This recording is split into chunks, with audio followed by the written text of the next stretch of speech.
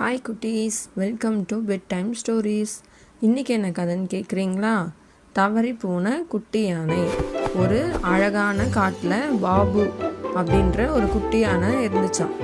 ஒரு நாள் அது என்ன பண்ணிச்சான், ஆற்றில் ஆறு இருக்கும்ல, அதுக்கிட்ட போய் விளையாண்டுட்டு இருந்துச்சான். அப்போ வண்ணத்து பூச்சிங்களை பார்த்துச்சான். வண்ணத்து பூச்சிகள்னால் பட்டர்ஃப்ளைஸ்.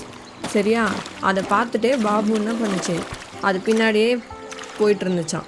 கொஞ்ச நேரத்தில் என்னாச்சு, அவன் வழி மறந்து வேறு வழியாக தவறி போயிட்டான். அப்போ அம்மா எங்கே அப்படின்னு அழ ஆரம்பிச்சிட்டான்.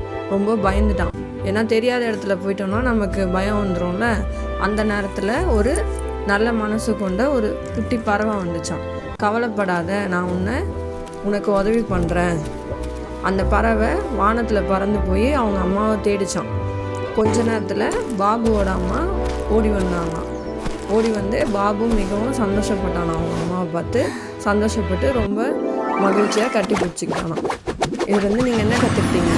எப்போதும் பெற்றோரிடம் அருகில் இருக்க வேண்டும். எப்போவுமே நம்ம அம்மா அப்பா நம்ம நல்லதுக்கு தானே சொல்லுவாங்க, அதனால் அவங்க சொல்கிறத கேட்டு நடக்கணும்.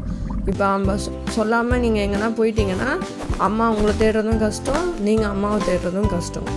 சரியா? அதனால் அம்மா அப்பா சொல்கிறத கேட்டு நடக்கணும்.